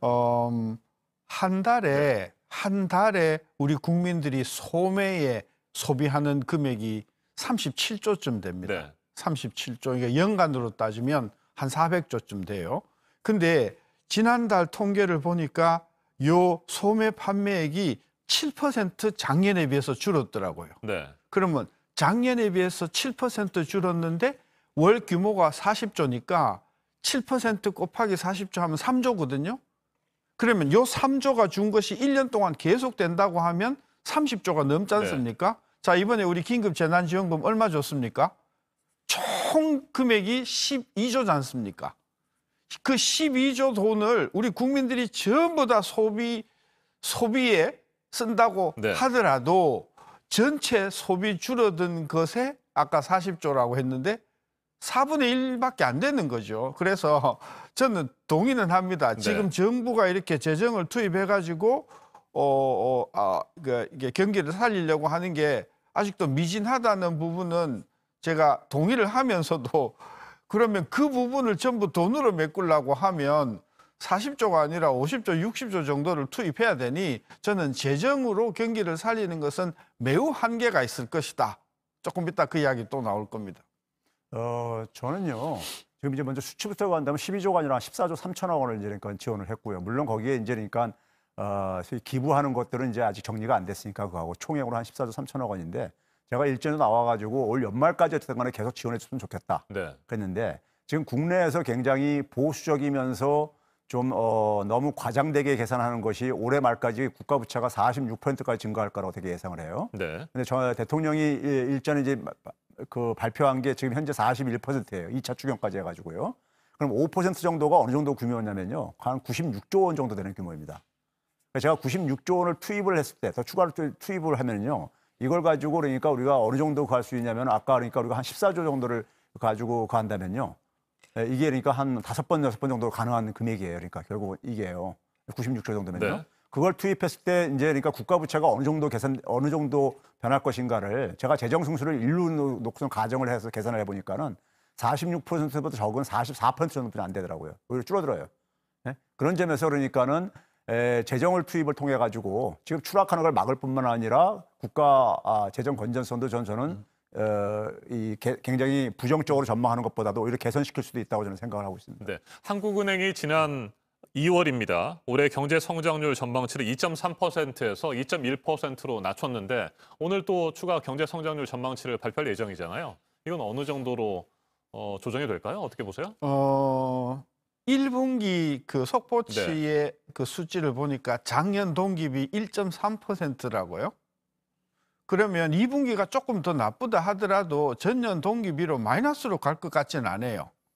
그러면 전년 동기비로 1분기 1.3, 2분기에 제로라고 놓고 보면은 상반기는 0.6 정도 나오는 거거든요. 그러면 하반기가 상반기보다는 저는 뭐 나빠도 그렇게 나쁘지 않을 거라고 보면 한국은행의 오늘 경제 전망치는 마이너스로는 절대 안 갈 것 같고요. 절대 안 갈 것 같고 0.5 연간으로 0.5에서 1 정도 아마 1 정도로 좀 전망하고 좀 틀리면 나중에 또 수정하는 쪽으로 갈 거다. 저는 그래 봐서 오늘 발표는 전망치를 2.1에서 1.0 정도로 낮출 것 같습니다. 자, 그런데 국제통화기금 IMF는 최근 올해 한국의 경제 성장률을 마이너스 1.2%로 예상했잖아요. 저는 이제 신 교수님하고 약간 틀린 거는요. 2분기는 저는 마이너스가 될 가능성이 높다고 봐요. 지금 뭐냐면 2분기가 4, 5, 6월 달이거든요. 4, 5, 6월 달인데 지금 제조업하고 수출 충격이 지금 본격적으로 4월 달부터 나타나고 있거든요. 근데 이게 이제 뭐 5월 달도 피할 수가 없고 2분기까지는 최소한 갈 것 같고요. 근데 이제 그런 점에서 2분기가 마이너스로 가게 되면은 올해 그러니까 사실 저는 플러스 성장률만 방어해도 선방하는 거다라고 보고 있고요. 왜 그러냐면은 지금 이제 국제 기구들에서도 지금 전망치들이 나오고 있지만은 그러니까 지난번 우리가 전망했던 것보다 더 악화될 거라고 전망을 하고 있어요. 왜 그러냐면 특히 신흥 국가들이 나빠지고 있습니다. 이제 선진국 주요 국가들을 중심으로 이제 나빠졌던 것이 신흥국이 굉장히 그러니까 전망을 굉장히 지금 악화될 걸로 지금 전망을 하고 있어요. 근데 우리나라 같은 경우 보게 되면은 중국이라든가 이런 데 수출이 그렇게 크게 감소한 상황 속에서 그나마 아세안이 좀 약간 방어하는 역할을 해준 게 있었었는데 신흥국이 나빠지게 되면은 그게 이제 그러니까 우리도 영향을 받을 수밖에 없고요. 3분기 하반기는 사실 저는 굉장히 불확실한 상황이라고 봐요. 3분기에 그러니까 우리가 코로나 방역이 사실 그러니까 지금 우리가 뭐 다시 재발된다는 얘기도 있고 뭐 그러다 보니까는 굉장히 불확실한 상황이고 어차피 그러니까 상반기 경기 전망은요. 되게 하반기 보게 되면은 지금까지 지난 한 10년 넘게 보게 되면 추가 하향 조정하는 게 일반적이었었어요. 예, 이제 그런 점에서 그러니까 하반기도 우리가 지금 경계심을 늦출 수 없는 상황이고요. 늦출 수 없는 상황에서 그나마 저는 이제 올해 플러스로 성장률을 방어하면은 저는 이제 선방한 거다 이렇게 좀 평가하고 싶습니다. 근데 그 아까 수출이 하반기가 상반기보다 더 안 좋아질 것은 그럴 것 같아요. 근데 놀라운 사실은 지금 수입도 같이 줄거든요. 수입이 줄면 놀랍게도 성장에 긍정적으로 수치가 나옵니다. 따라서 수출도 줄고 수입도 같이 줄기 때문에 수출 주는 것이 한국 경제 성장률에 영향을 미치는 그 효과는 생각보다는 적다. 그런 차원에서 저는 금년 전체를 마이너스로 가지는 않을 거다. 수출이 나빠진다고 하더라도 만약에 이게 금년에 마이너스로 간다고 하면 2009년도 금융위기 때도 플러스였거든요. 그때도 마이너스까지 가지는 않았어요. 그런 점에서 만약에 마이너스로 간다고 하면 정말 대한민국 경제는 큰일 나는 것이다. 저는 그렇게 봅니다. 자, 이 같은 근데 이제 그 수입이 이제 수입 감소도 이루어지는 건 사실인데 수입 감소율이 수출 감소보다는 좀 이제 낮고요. 문제는 뭐냐면 수입 감소가 대부분이 뭐냐면 이제 기업들 설비 투자와 관련돼 있어요. 그러니까 수입 감소로 끝이는 게 아니라 기업의 설비 투자 감소로 이어지기 때문에 그런 점에서 그게 이제 성장률을 끌어내리는 부분들이 있거든요. 지난해 같은 경우도 마찬가지였었습니다. 수입이 줄어들면서 설비 투자 감소가 주로 반도체 장비 이제 수입 감소가 기업의 설비 투자를 그러니까 끌어내렸었거든요. 그리고 뭐 사실 뭐 건설 투자가 지금 그러니까 살아날 가능성도 별로 없는 상황이고 지금 힘든 상황이고 그럼 내수가 그러니까 사실 기업 투자하고 가계 소비 정부 지출 남아 있는데 수출이에서 그러니까 우리가 플러스 만들기는 뭐 쉽지들 않다고 생각이 들고요. 그러면 그런 상황 속에서 결국은 이제 그러니까 우리가 가계 소비하고 정부 지출 가지고 막아야 되는데 그 지금까지 투입한 거 가지고는 제가 볼 때 막는데 그러니까 좀 부족하다 이거죠. 알겠습니다. 자, 이 같은 상황에서 코스피 지수는 2000선을 회복했습니다. 본격적으로 팬데믹 선언이 이뤄지고 전 세계적으로 코로나19가 번져나가던 시점입니다. 지난 3월 6일 이후 2000선을 처음으로 넘어섰는데 이건 어떻게 봐야 할까요? 그러니까 이게 뭐 우리나라만 그런 게 아니고 좀 심하게 이야기하면 국내 증시도 그렇고 미국 증시도 저는 한마디로 미쳤다. 미쳤고 실물 경제하고 전혀 지금 동떨어지게 가는 거고 한국의 이런 증시를 실물 경제와 동떨어지게 가게 하는 주도 세력은 개미 투자가들이다. 그리고 지금 금년 들어와서 계속해서 외국인 투자들이 빠져나가고 있잖아요. 심상치 않다. 결론, 지금 2000은 매우 비정상적이고 아마 조만간 터질 가능성이 있다. 저는 그렇게 봅니다. 그렇다면 개미들이 조심해야 되는 상황입니다. 예, 개미들이 그동안 많이 끌어올렸는데 이 사람들이 다들 돈을 빌려서 투자를 많이 했기 때문에 계속해서 앞으로 털고 나가면 외국인도 털고 개미도 털면 이게 양쪽에서 다 털면 기관이 받아줘야 되는데 기관의 여력이 없기 때문에 저는 2000은 과도하게 지금 좀 과열된 상태라고 보고 상당히 크게 조정을 받을 가능성이 있다고 봅니다. 네. 최 교수님께서도 신 교수님의 분석 동의하십니까? 저는 이제 뭐 그 금융하고 실물이 지금 이제 별도로 이제 그러니까 그 작동되고 있다는 것은 이제 동의하는데 그 이유가 있습니다. 그 이유가 뭐냐면은 결국은 이제 그러니까 우리가 미국 같은 경우 보게 되면은 연준이 어쨌든 간에 뭐 유동성을 어쨌든 간에 지금 무제한으로 지금 투입을 하고 있는 상황이고요. 그러다 보니까는 유동성 공급에 의해 가지고 금융시장이 그러니까 붕괴될 가능성은 그러니까 우리가 작다는 것을 어떤 시그널을 계속 주고 있는 거예요. 금융시장은 방어하겠다, 최소한. 실물시장은 그러니까 연준이 못 막아도 금융시장은 그러니까 막겠다는 것이 연준의 시그널이고요. 그럼 그런 상황 속에서 지금보다 이제 실물 경기가 더 나빠지진 않겠다. 그러니까 2분기가 지금 최악이다고 이렇게 보는 거죠. 그러면 우리가 주식시장이라는 것은 그러니까 우리가 그 미래를 우리가 반영을 할 수밖에 없는 거기 때문에 향후를요. 그러니까 2분기가 최악이면은 3분기가 개선되게 되면은 거기다가 연준이 계속해서 그동안에 공격적으로 뒷받침을 해주고 하게 되면은 3분기에는 그러니까 좀 지금보다 개선되지 않겠느냐 하는 이러한 심리가 결합되면서 미국의 주가 다우지수 같은 경우도 지금 25,000대까지 지금 올라간 거란 말이에요. 3,000대 있던 것들이요. 그러면 그러한 것들이 우리나라에도 그대로 영향을 미쳐가지고요. 사실 그동안에는 그러니까 개미들이 주로 이제 그러니까 우리가 방어를 했지만은 사실 뭐 외국인이라든가 기관들도 우리가 다시 합류를 하고 있거든요. 그럼 그 얘기는 결국은 뭐냐면 세계 금융시장이 지금 최악의 시점은 지나지 않았는가 네. 이렇게 전망하는 부분이 저는 반영되고 있다고 보고 있습니다. 알겠습니다. 끝으로 한 가지만 더 살펴보도록 하겠습니다. 중국 위안화 문제입니다. 앞서 저희가 전해드렸는데 현재 중국과 미국이 홍콩 국가보안법을 놓고 갈등을 벌이고 있습니다. 오늘 중국이 예정대로 홍콩 국가보안법을 표결 처리할 것으로 예상이 되는데 자, 이 같은 상황에서 중국 위안화 지난밤 홍콩 역외 시장에서 달러 대비 위안화 환율이 7.196 위안을 넘어섰습니다. 위안화의 가치가 상당히 떨어지고 있는 상황인데 이게 우리 경제에는 어떤 영향을 미칠까요? 일단은 앞으로 위안화가 7.2 정도 되는데 이게 7.4, 7.5로 갈 것인가? 저는 그것은 중국한테도 도움이 안 되기 때문에 중국서도 1달러당 7.2 정도에서 일단은 고정시켜 안정화될 것이라고 보고요. 그럴까요? 네. 그다음에 6.9 하던 게 지금 7.2로 한 0.3 정도 5% 정도 올랐는데 이것은 한국의 수출 경쟁력에는 부정적인 요인이 많죠. 네. 중국 제품의 가격에 경쟁력이 생기니까. 근데 이제 우리나라 환율도 조금 같이 올라가 주기 때문에 그것은 서로 상쇄된다고 봐서 환율의 문제가 아니고 미중 간의 이 전쟁이 이제 홍콩 문제, 그다음에 대만 문제 이렇게 번지면서 아시아에 굉장히 정치, 사회, 군사적인 불안을 가져올 것이다. 이게 한국 경제에 큰 나쁜 영향을 줄 것이라고 봐서 환율 자체는 저는 앞으로는 크게 불안 요인이 될 것 같지는 않아요. 네, 홍콩 역외 시장에서 위안화 가치 사상 최저 수준으로 떨어지는 상태입니다. 미국과 중국의 환율 전쟁이 시작되지 않을까 이런 우려도 있고요. 이에 대한 한국 경제 영향 여러 가지를 감안해서 대비를 해야 된다라는 분석들도 있습니다. 교수님 어떻게 보세요? 위안화 가치 하락은요. 사실 이게 어떻게 보면 중국 입장에서 볼 때는 울고 싶은데 뺨 때려준 거예요.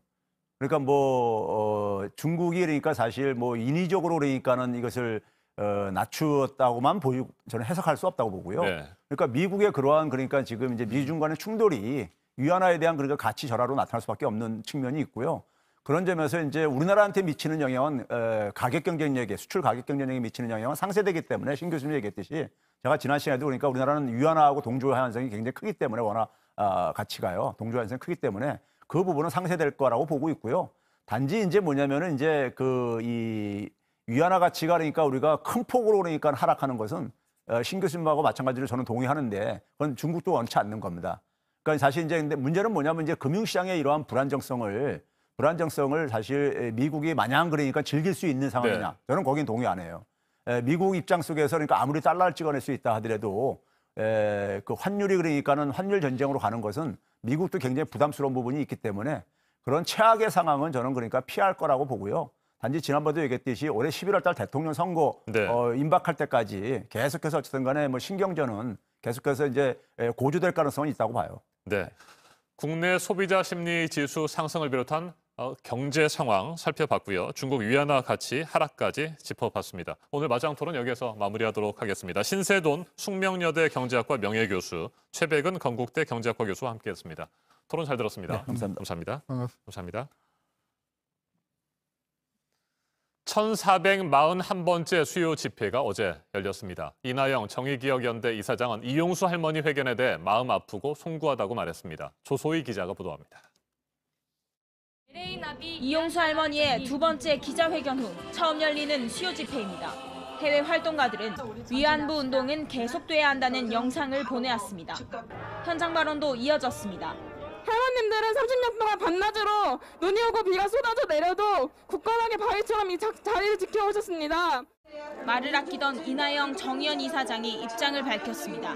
정의기억연대의 지난 한 주는 고통과 좌절, 절망과 슬픔의 시간이었습니다. 보수단체들의 무차별 고소, 고발에 이어 이용수 할머니를 비난하는 건 역시 그만해달라고 했습니다.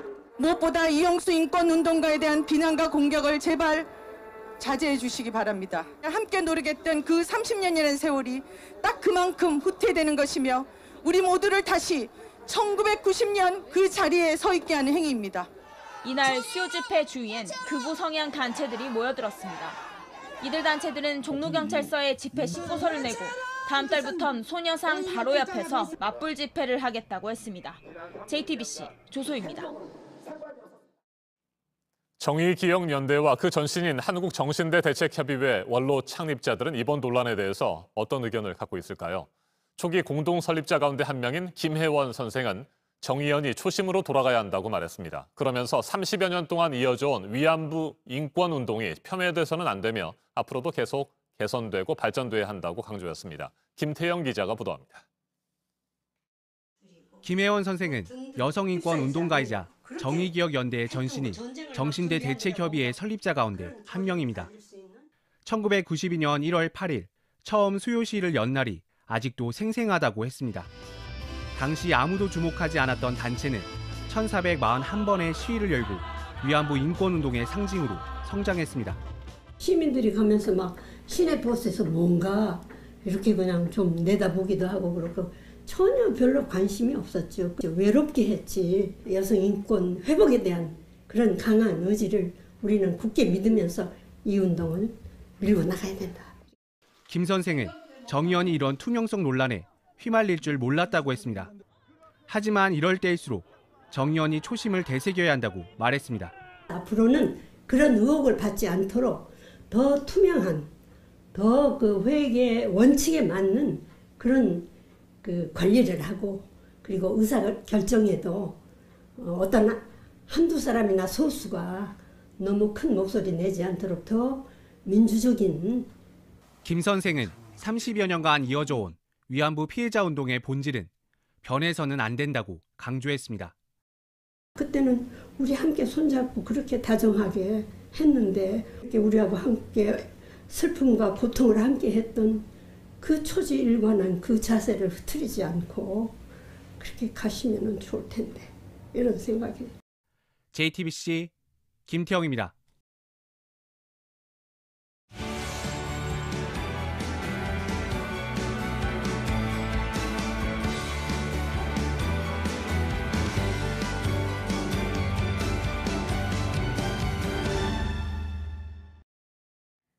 네, 목요일 아침 8시 정각 지나고 있습니다. 노동자가 목숨을 잃는 사고가 계속됐던 현대중공업에서 지금은 현장이 좀 잘 돌아가고 있는지 연일 저희가 보도를 해드리고 있습니다. 산소가 부족한 좁은 공간에서의 용접 작업이 어제도 이곳에서 진행이 되고 있었는데 더 이상 이런 작업을 하지 말라는 명령을 내린 노동부가 어제서야 용접 작업을 중단시킨 그런 상황입니다. 뭐 하나가 달라지는 게 이렇게 힘들구나 하는 생각이 들죠. 이 현대중공업에서 6년 전에 목숨을 잃은 또 다른 노동자가 있습니다. 그런데 산업재해임을 인정받는 데 걸린 시간이 5년이 넘습니다. 이수진 기자가 보도합니다. 사고 전날이 저희 결혼기념일이었어요. 다음 날 한 10시 좀 넘어서 전화가 온 거예요. 이제 남편이 사고가 났다라는 회사. 현대중공업 하청 노동자 정범식 씨는 2014년 4월 목숨을 잃었습니다. 선박의 녹을 제거하는 작업을 하다 호스에 목이 감겨 숨진 겁니다. 장례식장에 딱 첫날 이제 딱 들어갔을 때 그 회사 사장님이 찾아오셨어요. 와가지고는 이제 모든 걸 내가 책임을 다 질 테니까 걱정하지 말라라는 말씀을 하시고 남편이 없는 텅 빈 집에 한 통의 우편물이 도착합니다. 장례식을 치르고 이제 저는 이제 집에 와 있는데 울산 동부경찰서에서 저한테 우편물이 한 장이 왔어요. 거기에 뭐라고 적혀 있냐면 사고사일 가능성보단 스스로 목매음이 적합해서 자살로 종결을 낸다라는. 경찰이 자살로 결론 내자 근로복지공단도 남편의 죽음은 산업재해가 아니라고 결론 냈습니다. 회사의 태도도 돌변합니다. 회사 측에서 보이는 태도는 너무한 거예요. 이게 현장에서 지금 사망사고가 되게 많이 일어나잖아요. 근데 회사 측에서 하는 거는 그냥 늘 있던 일인 것처럼 그냥 아무렇지 않게 생각하는 것 같아요. 그냥. 김 씨는 남편의 억울함을 풀기 위한 소송을 시작하고 1인 시위에 나섭니다. 하얀 소복을 입고 팻말을 들고 1인 시위를 시작했어요. 1인 시위를 할 때 그 많은 직원분들이 작업복을 입고 안전화를 신고 출근을 하는데 진짜 그 모습을 볼 때 제 남편도 이 길을 이렇게 해서 출근을 했겠구나라는. 산재 소송에선 산업재해였다고 입증할 책임은 유가족에 있습니다. 하지만 회사도 수사기관도 전혀 협조하지 않는 상황에서 자료 한 장 손에 쥐기도 어려웠습니다. 공개 요청을 하면서 제가 이거를 어떻게 해서 자살로 종결을 냈는지 저는 이거를 확인을 하고 싶다. 그래서 수사했던 기록을 모두 보여달라고 얘기를 했을 때 이제 동부경찰서에서는 저한테 불리한 진술 내용들만 딱 추려가지고 그런 것만 저한테를 딱 보낸 거예요. 하지만 1심 판결은 경찰의 수사 결과에 오류가 없다.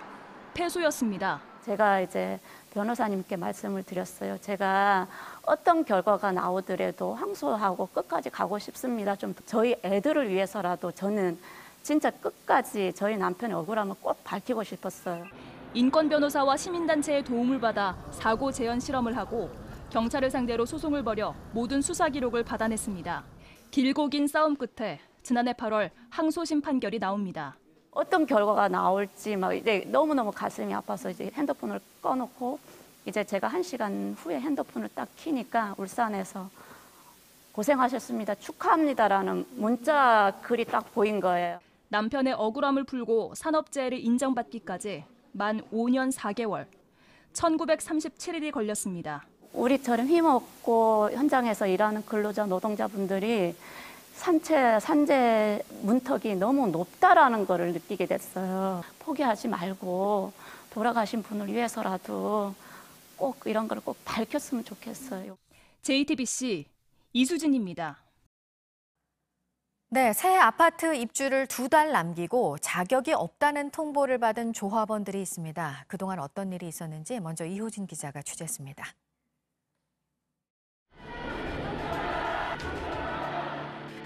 같은 조합원과 구분하고 누구를 쳤습니까? 경제청장이 해결을 해야 됩니다.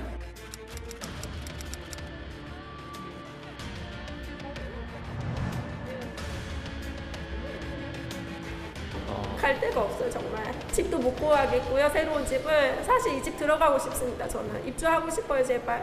제 집에 제가 들어가서 살게 좀 해주세요.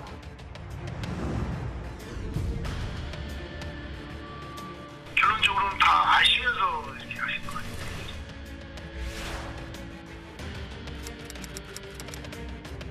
우리가 제일 억울한 거는 자격이 안 되는데 조합이 오케이 해가지고 자격을 걸러가지고 저희가 계약을 원래서부터 못했으면 이런 억울한. 자격은 애시당초 관심이 없고 어차피 한 명을 가입을 시켜야 내가 수당을 받잖아요. 200~300을. 마구잡이로 조합원들을 가입을 시키고. 저는 솔직히 하루거든요. 그것도 2016년 12월 달에. 근데 그때도 제가 2번이나 찾아왔어요. 하루를 내가 실수했다. 그랬더니 하루는 괜찮다는 거예요. 갈 곳이 없으니까 뭐 지인이나 친척집에 주소 의탁하고 그렇게 뭐 살았던 사람들이 지금 세대도 이탈이 돼버렸는데.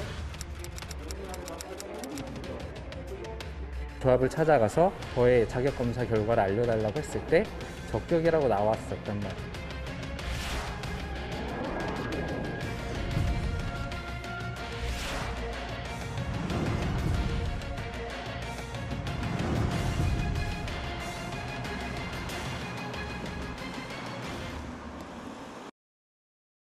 네, 조합원들이 입은 이런 피해에는 부실한 지자체의 심사, 그리고 부실한 조합 측의 통보가 있었습니다. 이호진 기자가 계속해서 전해드리겠습니다.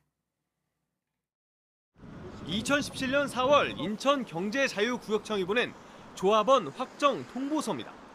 조합원 2,215명 가운데 자격에 안 맞는 사람은 아무도 없다고 돼 있습니다. 알고 보니 조회 당시가 아니라 8개월 전 상황을 기준으로 잘못 확인한 것이었습니다. 2018년 조합이 자체 조사해서 자격이 되는지 조합원 개인에게 알려주겠다고 했지만 제대로 되지 않았습니다. 심사가 사실 이루어지지 않았어요. 저희가 있는 소리 없는 소리 다 꺼내가지고 이제 저희 스스로 이제 끌어가다 보니까 할 수 있는 시기도 아니었지만 그걸 할 수가 없었어요. 우리 모두는 본인은 아닌 것이라고 착오를 한 거죠, 착오를. 네. 나는 아닐 것이다. 네. 올 7월부터는 주택법이 개정돼 계약 당시부터 조합원 자격을 제대로 설명해야만 합니다. 하지만 송도 아파트 경우처럼 중간에서 거르는 장치가 제대로 없으면 비슷한 피해가 반복될 수밖에 없습니다. JTBC 이호진입니다. 앞으로 술을 마시고 운전대를 잡았다가 사고를 내면 자동차 보험도 별 쓸모가 없습니다. 보험에 들었어도 많게는 1억 5천만 원이 넘는 돈을 내야 할 수도 있습니다. 음주운전의 처벌을 강화한 윤창호법에 이어서 보험 혜택도 줄이는 겁니다. 안태훈 기자입니다. 재작년 음주운전 사고로 아들을 떠나보낸 이명순 씨. 여전히 아들을 놓아줄 순 없습니다. 맨날 술 마시고 영학이한테 원망도 많이 했어요. 왜 엄마한테 이렇게 사랑만 주고 갔니? 엄마의 카카오톡엔 내 사랑 보고 싶다라는 문구와 함께 아들을 잃은 지 611일이 지났다는 알림이 뚜렷합니다. 그냥 이거 내고 말지. 거의 그래요. 지금도 술 먹고 운전하는 사람 많잖아요. 이 같은 희생자를 막기 위해 음주운전자의 형량을 높인 윤창호법이 만들어졌습니다. 이번엔 금융당국이 보험제도를 손보기로 했습니다. 지금은 음주나 뺑소니 사고를 낸 운전자가 내는 부담금은 최대 400만 원에 불과합니다. 나머지는 보험사가 내주기 때문입니다. 하지만 금융감독원은 다음 달부터 1억 5,400만 원까지 부담금을 늘리기로 했습니다. 사실상 음주나 뺑소니 사고를 내면 보험 혜택을 별로 받을 수 없는 것입니다. 금감원이 제도를 바꾼 또 다른 이유는 음주운전 사고에 나가는 보험금 때문에 다른 보험 가입자의 보험료가 올라섭니다. 음주운전 사고는 재작년 1년 동안만 2만 3천여 건, 여기에 나간 자동차 보험금은 2,300억 원에 이릅니다. JTBC 안태훈입니다. 미래에셋의 계열사들이 박현주 회장의 가족회사에 일감을 몰아준 혐의로 과징금을 물게 됐습니다. 가족회사가 운영할 골프장과 호텔에서 접대를 하고 직원들에게 줄 명절 선물도 샀습니다. 이렇게 몰아준 일감은 400억 원어치가 넘습니다. 송지혜 기자입니다. 강원도 홍천군의 고급 골프장인 옛 블루마운틴과 서울 종로의 5성급 포시즌스 호텔입니다. 미래에셋대우와 미래에셋 자산운용 등 11개 계열사는 주로 이곳에서 고객 접대나 사내 행사를 했습니다.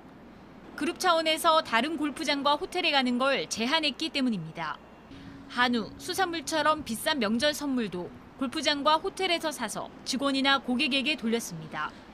덕분에 2015년부터 3년간 이 골프장과 호텔은 430억 원의 내부 거래 실적을 올렸습니다. 전체 매출액의 24% 규모입니다. 당시 두 곳을 운영한 회사는 미래에셋 컨설팅입니다. 박현주 미래에셋 회장과 가족들이 90% 넘는 지분을 가진 회사입니다. 객관적 합리적 고려 비교 없이 그룹 차원에서 거래를 원칙으로 세우거나 사실상 강제하였습니다. 다른 곳의 서비스나 가격을 알아보지 않은 채 총수일가가 많은 지분을 가진 회사에 일감을 몰아줬다는 겁니다. 공정위는 미래에셋 컨설팅과 11개 계열사에 과징금 44억 원을 부과했습니다. 다만 박현주 회장을 검찰에 고발하진 않았습니다. 박 회장이 직접 일감 몰아주기를 지시했다는 증거를 찾지 못했기 때문입니다. 미래에셋은 의결서를 받지 않아 구체적인 답변에 한계가 있다면서도 고의성은 없었다고 밝혔습니다. JTBC 송지혜입니다.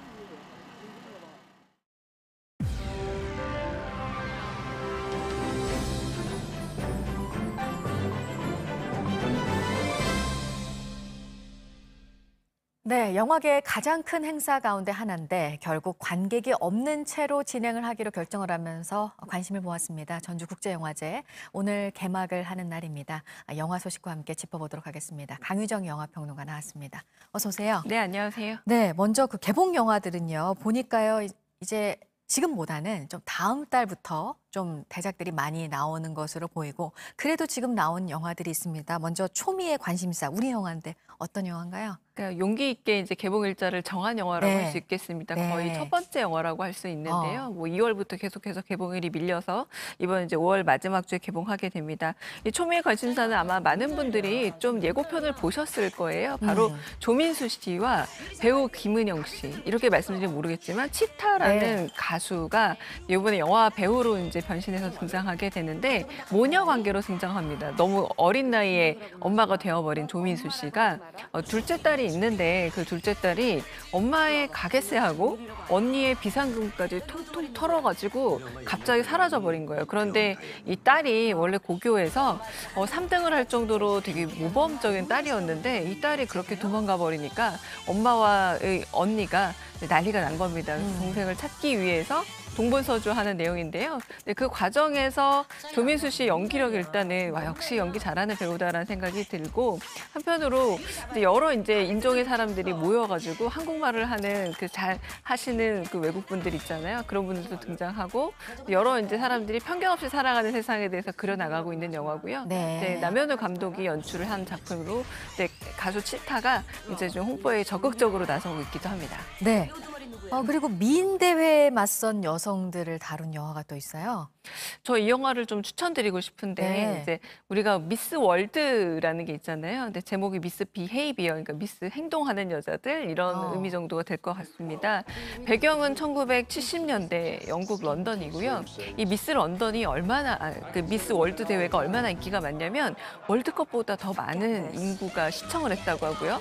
또 한편으로는 달 착륙보다 더 많은 인구가 지켜보는 행사였다고 합니다. 뭐 저도 어린 시절에 뭐 미스 코리아, 미스 뭐 월드 이런 것들을 봤던 기억이 있는데 그러다 보니 어린 아이들도 보면서 나도 저렇게 잘할 거야 라면서 이제 이불을 뒤집어 쓰고 이런 장면도 나오는데 1970년이 어떤 때냐면 이제 여성들이 대학에 들어가서 정말 본격적으로 공부를 하기도 시작하고 여성 인권 운동이 하나둘씩 싹이 트던 시절이기도 합니다. 그래서 어떤 변화가 있냐면 미스 월드에서 그러면은 왜 유색인은 등장하지 않느냐라는 말 때문에 좀 재미있는 에피소드가 하나 있는데 미스 남아공은 백인, 미스 공화남은 흑인 여성의 두 분이 바로 미스 남아공으로 출전을 하게 된다라거나 그럼에도 불구하고 이제 또 그레나다라는 나라에서 또 흑인 여성이 진출을 했는데 그때 처음으로 흑인 여성이 우승을 하게 되는 겁니다. 이게 무슨 말이냐면 나름대로 진출하는 여성들은 흑인이라는 여성 어떤 인종차별 문제 가운데서도 자신의 꿈을 이루는 여성의 모습, 그러니까 출전한 여성도 옹호하고요. 하지만 이것 자체가 여성의 성상품화라고 해서 반대하고 있는 여성 역시도 옹호하고 있어서 이걸 편을 갈라서 출전하면 나쁜 사람 혹은 안 하는 사람 좋은 사람의 얘기가 아니라 양쪽 모두의 이야기를 비중 있게 다루면서 결국 여성 인권이랑 어떻게 발전시켜 나가야 되는가를 문제를 다루고 있어서 상당히 의미 있는 작품으로 좀 권해드린 작품입니다. 네, 그리고 원작이 참 대단한 그런 영화도 또 한 편 있잖아요. 네, 레미 집 없는 아이인데요. 아마 어린 시절 한 번쯤은 다 동화책으로 읽지 않았을까 싶습니다. 네. 바로 그 작품 맞습니다. 네. 1878년에 프랑스 작가인 엑토르 말로가 발표한 이후에 끊임없이 꾸준히 이렇게 좀 번안이 되어 있기도 하고 각색이 되는 작품이기도 한데요. 똑같은 내용이라 일단 보시면 되겠고 10살 소년 레미가 갑자기 알게 되는 겁니다. 나는 알고 보니 집 없는 아이였구나. 그래서 다리를 다쳐 돌아온 아버지가 넌 보육원으로 가라. 여기 너의 집이 아니다라고 해서 쫓아내게 되는데 그때 바로 잘 아시죠? 거리의 음악가 비탈리스와 함께 다니게 되는 겁니다. 그래서 이 비탈리스라는 캐릭터가 아마 머릿속에 기억나실 거예요. 거리의 음악가가 아이를 데리고 다니는 바로 그런 모습인데 저도 나이를 먹고 보니까 어렸을 때는 이 집 없는 아이만 기억이 남았는데 나이를 먹고 봤더니 이 아이를 데리고 다니는 비탈리스의 희생이 다시 눈에 보이더라고요.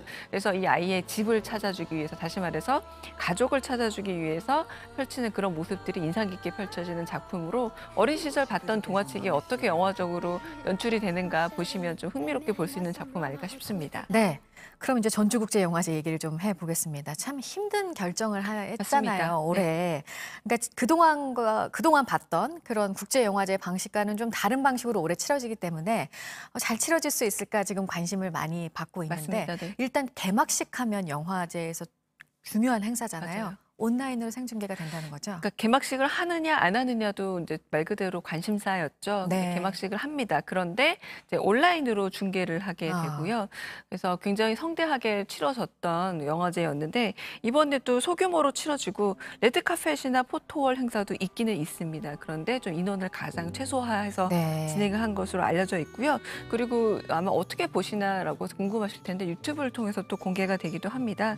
그리고 여러 오프라인 행사들이 영화들이 있긴 있거든요. 네. 근데 이것들을 말 그대로 오프라인으로 진행한다기보다 가령 뭐 전문가를 초빙해서 담론을 다루는 영특한 클래스라던가 감독과 출연자들이 어떤 의견을 나누는 전주 대담 같은 것들도 소규모로 열리지만 온라인으로 송출하는 방식을 통해서 어쩌면 더 많은 관객을 만날 수도 있는 그런 어떤 시도가 되고 있고요.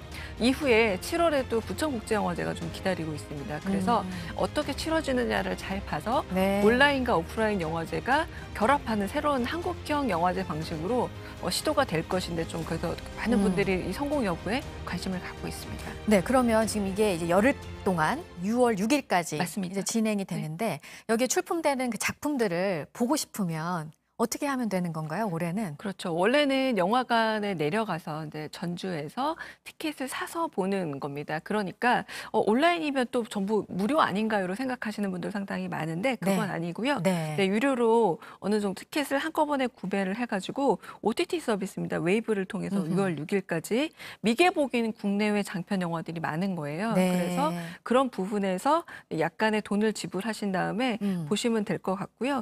그래서 그 뭐 상영 관람료는 단편 영화는 묶음으로 7,000원이기도 하고요. 장단편 영화제 96편 역시도 나름대로 가격이 책정되어 있는 상태니까 그렇게 한번 유료 구매하시면 될 것 같습니다. 네.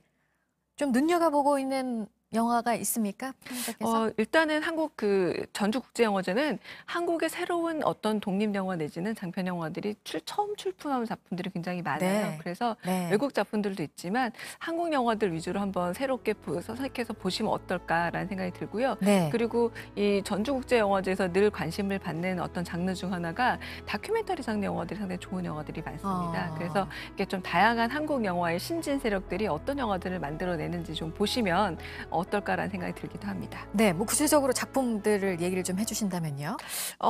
구체적인 작품을 좀 들자면, 네. 뭐 저는 오히려 이제 작품들 같은 경우는 이제 개막작이라고 할 수 있는 작품들 좀 보시면 어떨까라는 생각이 좀 들기도 하고, 네. 네, 그리고 또 한편으로 저는 정기 상영해도 그렇지만 네. 여러 어떤 상영작 180개 작품들 말고도 좀 이렇게 좀 영화제 행사라고 할 수 있는 것들이 온라인에서 좀 진행이 되고 있거든요. 근데 그런 뭐 전주 톡톡이라든가 이런 이벤트 행사들을 좀 많이 참여해 주시는 것도 어떨까라는 생각이 듭니다. 왜냐하면 되게 OTT 서비스로 제공되는 영화들이 이제 새로운 영화들이라는 게 중요하긴 하지만 한편으로 이렇게 영화제는 사실 영화 보는 거 이외에도 많은 영화 전문가들과 영화 현장의 분들이 그 이야기를 들려주는 게 좀 관심사가 되는데요. 네. 또 하나 말씀드리자면 그럼 상영관에서 영화 상영 안 하느냐? 그게 아니라 나중에 하죠? 네, 나중에 천천히 좀 시간을 두고 코로나19가 어떻게 좀 바뀌어가느냐를 좀 본 다음에 네. 상영을 할 예정이기도 합니다. 네, 강유정 영화평론가였습니다. 잘 들었습니다. 네, 마스크를 참 고집스럽게 쓰지 않는 트럼프 미국 대통령이죠. 미국 전염병 연구소 파우치 소장이 이를 겨냥한 것으로 보이는 발언을 했습니다. 보도국 연결해서 알아보겠습니다. 어떤 말이었습니까? 네, 말씀하신 것처럼 트럼프 대통령은 그동안 공개석상에서 노마스크 행보를 이어왔습니다. 이에 반해서 미 코로나19 태스크포스의 간판격인 파우치 소장은 공개석상에서 마스크를 쓰고 참여해 왔는데요. 현지 시간 27일에 미 CNN 방송과 인터뷰에서도 이러한 소신을 굽히지 않았습니다. 파우치 소장은 마스크에 대해서 나는 그것이 효과적이라고 믿고 나 자신과 다른 이들을 보호하기를 원한다고 말했습니다. 파우치 소장은 또 트럼프 대통령이 코로나19 대응과 관련해서 극찬하고 또 복용까지 한 말라리아 치료약에 대해서 과학적으로 효능이 부족하다는 것이 꽤 분명하다라고 답했습니다. 다만 파우치 소장은 코로나19 백신 개발이 연말까지는 가능하다는 그러한 신중한 낙관론을 유지했습니다. 네, 코로나 여파로 일자리를 잃은 사람들이요. 뭐 이건 전 세계적인 문제입니다. 국제노동기구에서 조사 결과가 하나 나온 게 있네요. 네, 국제노동기구 ILO가 전 세계 18살부터 29살까지 청년층 11,000여 명을 설문조사했습니다. 조사 결과 코로나19 대유행 이후에 6명 가운데 1명이 실직했고 남성보다 여성이 더 많이 일자리를 잃었습니다. 실직을 피한 노동자라도 근로시간이 23% 단축됐는데요. 다만 적극적으로 검사와 추적을 시행한 국가에서는 근로시간이 평균 50% 정도 덜 단축된 것으로 나타났습니다. 끝으로 3억 5천만 년 전 지구의 대량 멸종의 원인은 온난화로 인한 오존 감소 때문이라는 연구 결과가 나왔습니다. 영국 사우샘프턴대 해양지구과학과 마셜 교수팀이 과학저널 사이언스 어드밴시스에 발표한 내용인데요. 3억 5천만 년 전에는 온난화로 오존이 감소해서 강력한 자외선이 지표면에 더 많이 내리쬐면서 멸종이 발생했다고 밝혔습니다. 그러면서 멸종을 초래한 자외선 증가가 대규모 화산 분출 같은 활동이 아니라 온난화에 의해 발생했다는 결론을 내렸습니다. 지금까지 아침엔 지금 JTBC 이재승입니다. 오늘은 전국에 구름이 많이 끼겠습니다. 중부지방과 서해안을 중심으로 5에서 10mm가량의 소나기가 내리겠습니다. 서해안에서는 바다 안개가 들어오면서 가시거리가 짧은 곳도 있겠습니다. 낮 최고 기온은 서울 22도, 대전 24도, 광주 25도, 대구 28도로 어제보다 2도에서 3도가량 낮겠습니다. 아침엔 뉴스워치, 오늘 하루 관심을 가지고 지켜봐야 할, 기억해야 할 뉴스 끝으로 정리해드립니다. 경기도 부천에 있는 전국 최대 규모의 콜센터에서 코로나19 확진자가 발생했습니다. 구로 콜센터에 이어 제2의 콜센터 집단 감염으로 번지지 않을까 우려가 커지고 있습니다. 지난 주말 부천 쿠팡 물류센터에서 아르바이트를 했던 콜센터 상담원이 어제 확진 판정을 받았고 콜센터 전체 직원들에 대한 검사가 현재 진행되고 있습니다. 해당 콜센터의 직원은 1,600명에 이릅니다.